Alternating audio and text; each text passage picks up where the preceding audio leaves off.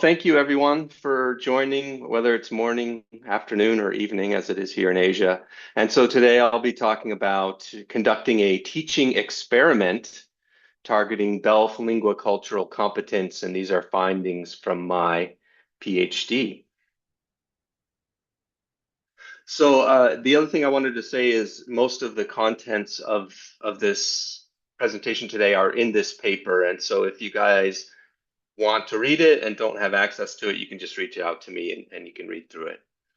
So a little bit about my background. My experience informs my research, and you can see here that for many years I taught business professionals in a variety of industries in southern China, and I found that tricky miscommunications seem to be attributable to culture. And the moment of epiphany is what I call the chicken incident. So what happened was I was teaching a group of vice presidents in the Guangzhou subsidiary of a big bank. And one of the VPs raised her hand and she told this story. She said they were hosting a senior manager from the UK and they wanted to be great hosts. So they took the manager to a really good Cantonese restaurant. And of course, they asked her what she liked. One of the things she said she liked was chicken. But when the chicken arrived on the platter, it was a full chicken with the head attached.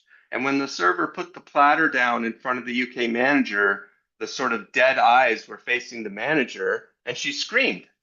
And it was a very embarrassing situation. And I heard that story and I thought, this could possibly be a cultural difference. It's possible that the locals, when they thought of chicken in the context of eating, pictured a full, authentic chicken like what was presented. And it's possible that the UK manager, when she thought of chicken in the context of eating, pictured maybe a chicken wing or a piece of chicken or fried chicken.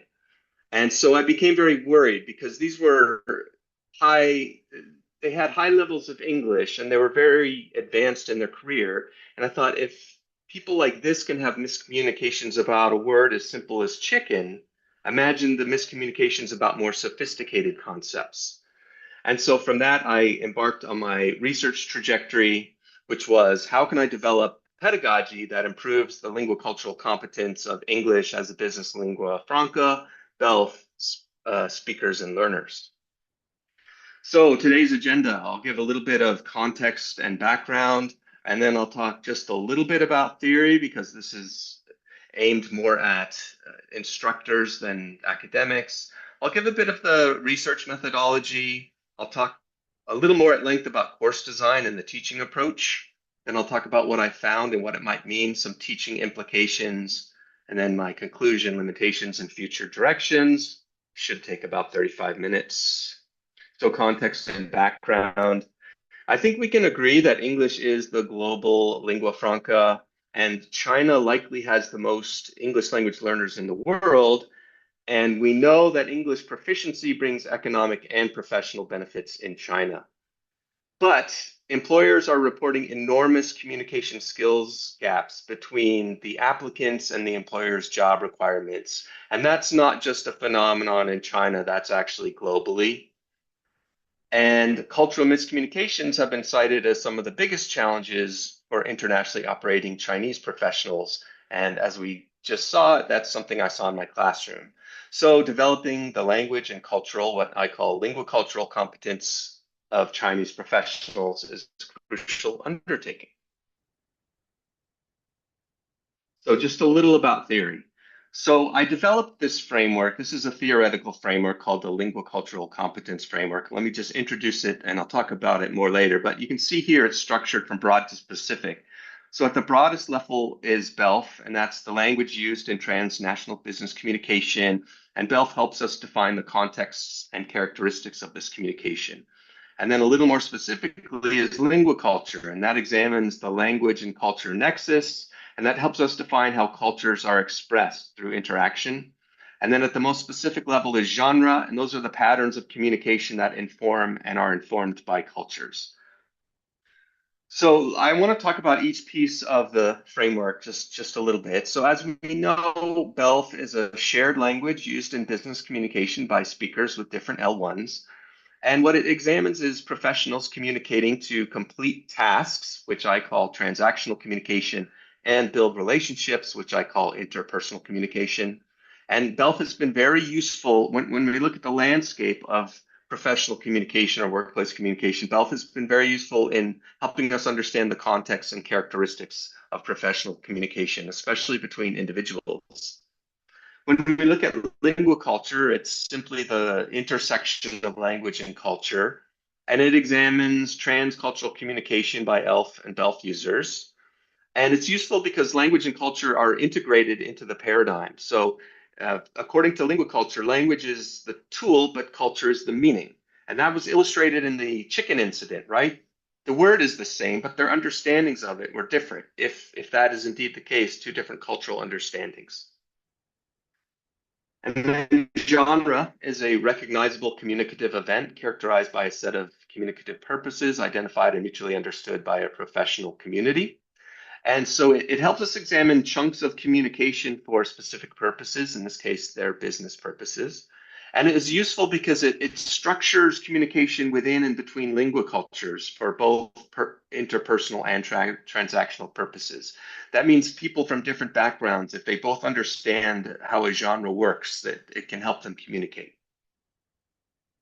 So we get back to this, right? Here's the framework as we saw. It goes BELF, lingua culture, and genre.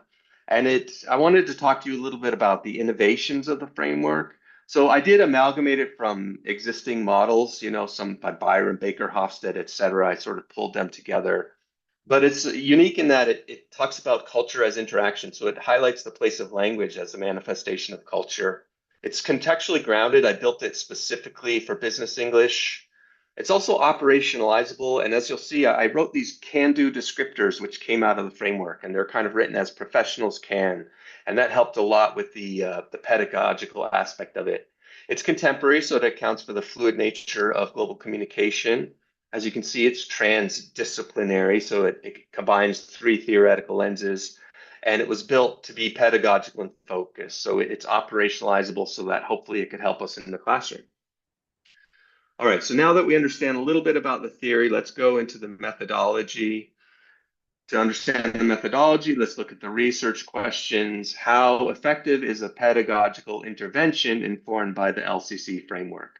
And what factors may contribute to the efficiency or inefficiency, like the effectiveness of the intervention?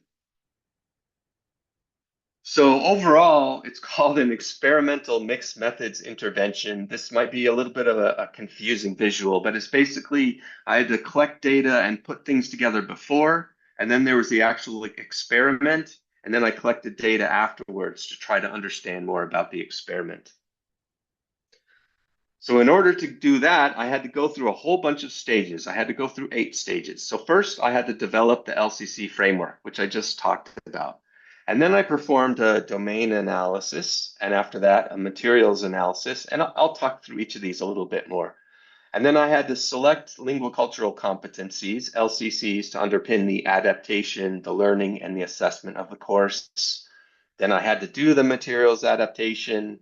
Then I had to develop and validate instruments. And then I conducted a pilot intervention study and then the main study.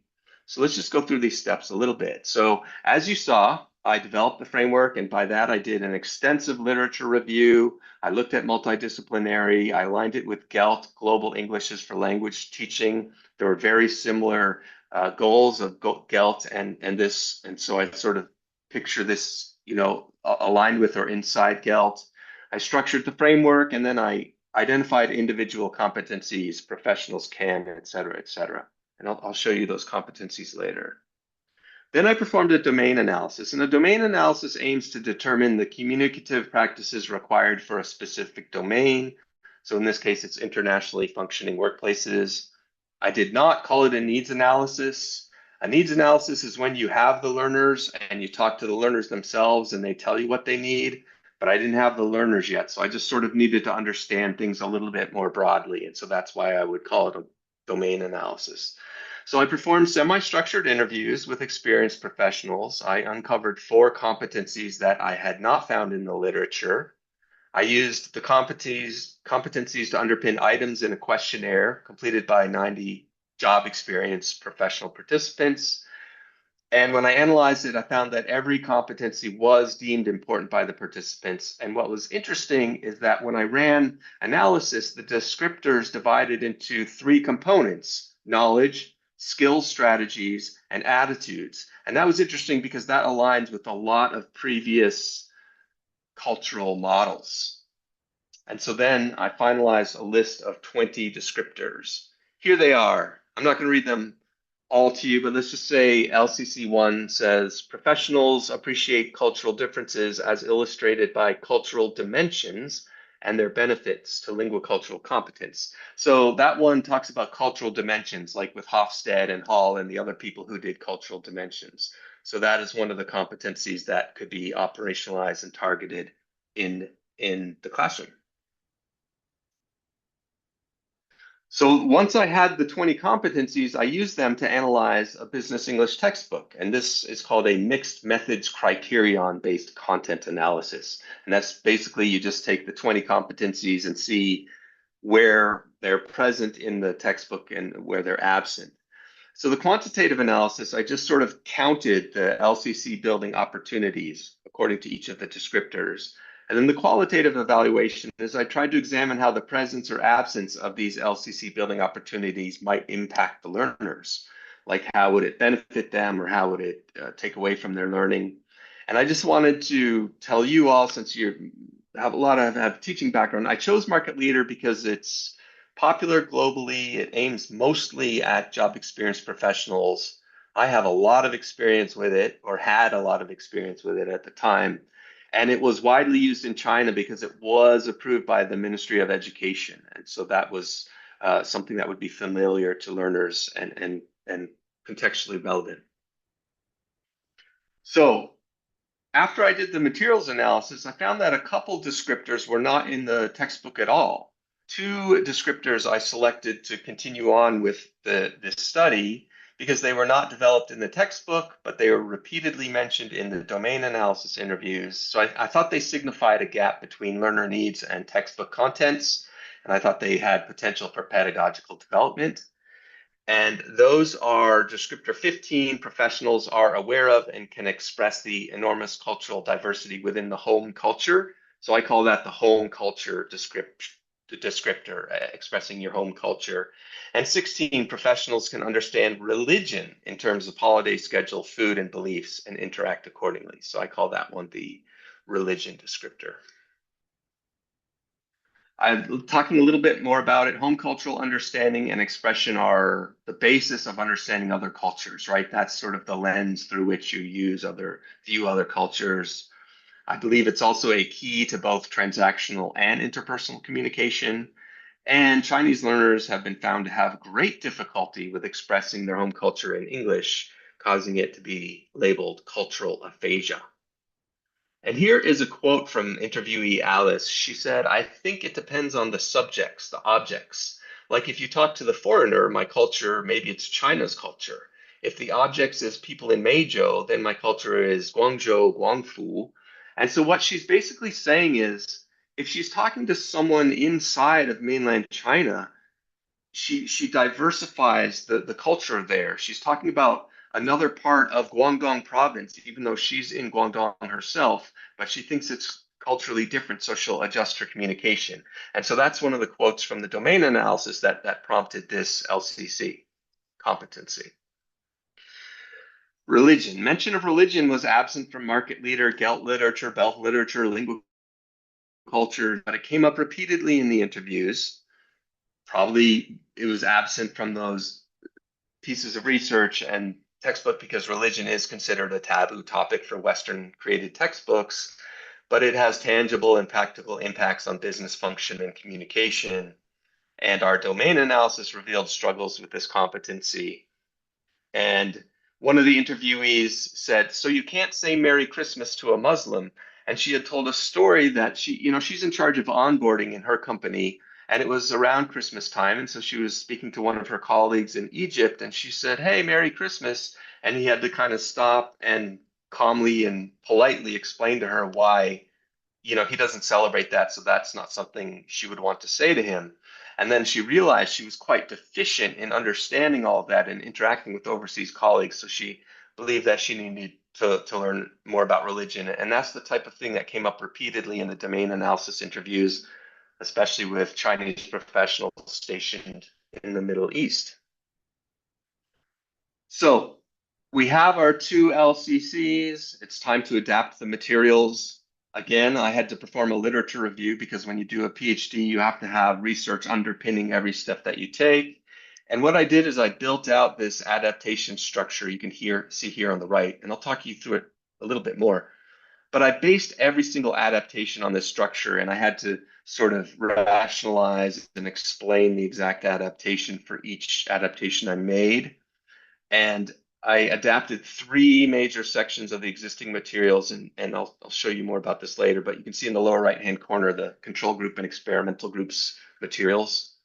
And so I just wanted to give you a little more background on this adaptation tree. So it goes from top to bottom, and it kind of, goes from general to specific. So, do you need general competency or specific proficiency? And then there were strategies, personalizing, localizing, modernizing, localizing. And then there were categories of the types of adaptations you could make.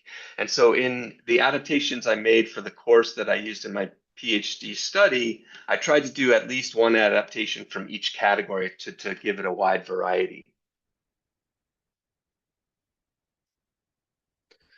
All right, so now we have our competencies, we've made our adaptations, we have our materials mostly written, but then I had to assess the participants before and after the course to measure and see how useful it was. And so my initial plan was to do a triangulated three-way assessment strategy with a questionnaire, multiple choice test, and a performance assessment. And I used something called argument-based validity for English for professional purposes to underpin the development and validation of these assessment instruments. But I had to build these from scratch. And ABV, there's different ways to validate things, but I use ABV because it supports test development all the way through evaluation. And I piloted these instruments on 701 participants and then analyzed them with statistics and different types of analyses. So now we have everything in place. We have the course, we have the two different curricula, we have the assessments, and I did a pilot intervention study with 9 participants just to see how it worked. And what I found is, and you can see the structure here in the upper right-hand corner, I randomly assigned participants into 2 groups. The experimental and control group went through the course, and I measured them before and after. But I found that the differences between the 2 groups were not very big. The experimental group did not outperform the control group. And so I needed to make some adjustments for the main study. I knew I needed to revalidate the assessments because I needed more evidence of validity. I eliminated a presentation assignment because the participants complained that it was too heavy of a workload. And then I did some other adaptations to try to differentiate the 2 curricula to get a bigger difference between the groups. So finally, we get to the main study. Here it is, the experiment. So the experimental group had 32 participants. The control group had 36. I randomly assigned them into the 2 groups. I gave them assessments. They went through the course. They also wrote self-reflections. They completed all the assignments. And then I assessed them at the end, and they also did some more self-reflections. And some of them I conducted interviews to get more data from them. And I'm going back to this because, I just wanted you to see the different adaptations. So the gray is the control, the blue is the experimental. The 3 main sections that were adapted were the reading skills and culture. And so I couldn't just give them a market leader book and then give the other group different materials because then they might be biased, like one looks more professional than the other. So I had to take the market leader materials and put them into something that looked the same as the adapted materials. So that's why we have this gray and blue and they look almost the same. It was online, so I could get a wide geographic range. So I got people from many different cities, mostly in mainland China, but also Kuala Lumpur and Hong Kong Special Administrative Region. It was one-on-one because I wanted to give personalized interaction and feedback. It was asynchronous because they were busy. And, especially the ones who were in international trade, they had weird hours because they had to trade with people overseas. So I had to accommodate their schedules. The activities and the tasks kind of supported the final task, which was a case study. And there were three modules, and participants had to complete one before moving to the other so that future modules didn't influence present modules. And again, the final task was a case study so that they could hopefully use the language and content covered in the course to create an email that was assessed as a performance assessment.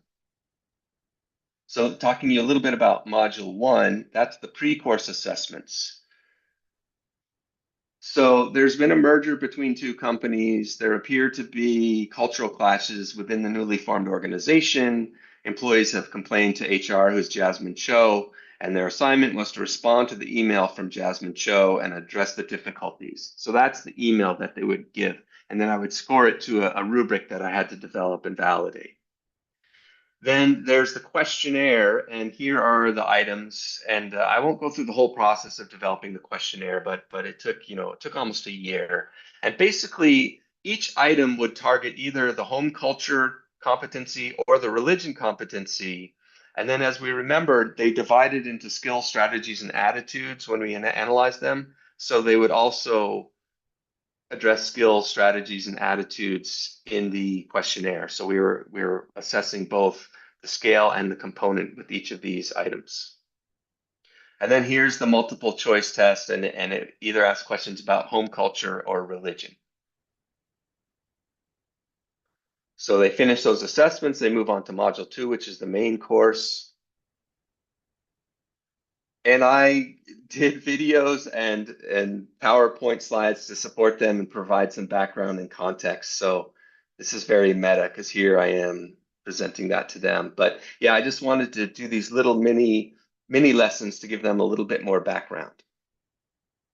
And then I wanted to sort of illustrate for you sort of how the original and adapted looked. So the original was reading about Mercedes and how they'd had to change to reflect market changes. And the adapted one was a fictional company called Jongtech, and they had revolutionized their cross-cultural training. And so you can see how I was targeting the cultural competencies with the adapted unit. Another section that was adapted was skills managing meetings, and you can see that the topic of the meeting in the original was a smoking policy, but in the adapted it was a holiday policy based on religious holidays. So I wanted the participants in that group to think about how religion might affect, holiday policies. And then this was a section about company change. And so a clothing company was changing all these things, performance related pay, a carbon footprint, stock control. And then again, to target the two competencies in the adapted unit, I did some strategies for home cultural and business communication and religion and business communication. So again, I was trying to separate out the two curricula so that I got a different level of linguacultural competence in the measurement. And then at the end in the expert talk, they both talked about culture. The original one just sort of talked about culture in general and talked about how it might affect things in business. And of course, in the adapted part, I talked much more specifically about expressing your home culture. So again, you can see how I was trying to target these more specifically in the adapted version. So module three, same assessments, or not exactly the same. They were reordered and changed a little bit so that there wasn't like a practice effect, but it was basically the three assessments again so that I could measure the difference. Now, before I get to findings, I wanted to talk about completion reports because I wanted to tell the learners how they did and what they learned for them and for pedagogy. But for research, this is called member checking. And that's when you go back to the participants and you show the results and see if they agree or disagree or have any thoughts about it. So I did very detailed and rigorous completion reports. You can see here the first two pages, I talked about the industry of this learner, how many hours were spent, how many days. And then I explained to them about the experiment because they didn't know, right? They were kind of blind. I couldn't tell them exactly what I was doing because I couldn't bias them. So I explained to them, oh, you were in the gray group, this is what I did. Here's your overall scores. So your questionnaire actually went down, but your other scores went up. Your email stayed the same. And then I did, sort of a detailed, personalized written response to them. And then I gave them all of their raw scores, every individual score that they got. And then I really wanted them to know what they learned. So I said, okay, you learned at least 16 vocabulary words. You worked on 4 prefixes. You worked on 2 verb tenses. Because I just wanted to be like extremely clear that I just wanted them to understand. I wanted them to feel that it was useful, and I wanted to be transparent in what I had presented them. And then since I couldn't offer like, a CELTA or any kind of, certificate, so I wrote them this letter on letterhead and just told them, how much I appreciated them. So I hope that they felt that their effort was worthwhile. All right, so now we can get to findings, what I found and what it might mean. So before we could get to the findings, I had to revalidate the assessments, and that just means I need to be really clear that the assessments were actually measuring what I wanted them to measure. And I could talk for an hour about how that works, but basically the questionnaire, good, the rubric, good, but the multiple choice test had weird answers, and it ended up being invalid. And so here's my crying and sad faces, because I spent over a year developing that, and I went through multiple iterations with hundreds of pilot participants, and I reached out to professionals all over the world, Singapore, Germany, England, to help me with it, and it was invalid. And so what I had to do is I had to take that data out of my study completely. So that was a learning experience. Now, why was the multiple choice test invalid? It could possibly be because I did a not great job on developing it, but the participants broke the rules. I told them very specifically in writing and translated into Chinese, do not use the internet to research your answers. I want to know what you know in your brain that I can assess that. But afterwards, a bunch of them admitted that they looked up the answers on the internet. And so that would help explain why, there was like no change. There was just nothing made sense. And so I lost 33% of my assessment data, and I could have fixed that just by putting a timer on that assessment. So that's a hard lesson learned. You learn and move on. Um, all right, so let's move on to the findings. Okay, there were no significant interaction effects between the control and experimental groups from pre to post course, which means both the control and experimental groups improved, but almost exactly the same.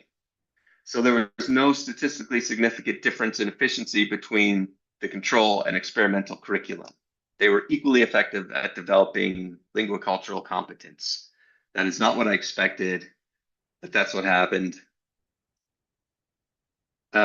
Some qualitative themes before I start making sense of these findings is that the learners had very strong feelings that they improved during the course. They did feel that English is essential to their current lives and their future professional lives. They showed a very high level of intrinsic motivation. They showed a very high level of learning autonomy, although some of them struggled with quitting.